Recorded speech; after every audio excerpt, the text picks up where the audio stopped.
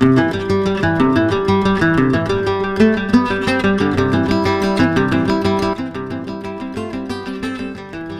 Phone के अलग अलग ग्रुप्स क्यों होते हैं? शागिर्द, ताकि मच्छर एक ही फ्लेवर पी पी कर बोर ना हो।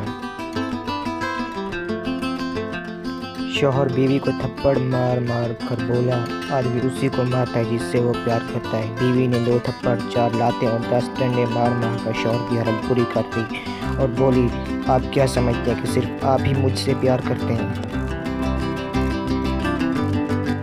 स्कूल टीचर ने अपनी शादी की पहली रात अपनी बीवी से पूछा, बीवी, क्या तुम मेरी कलील आमदनी पर गुजारा कर लोगी? बीवी, मैं तो कर लूँगी, लेकिन आप कैसे कर पाएंगे?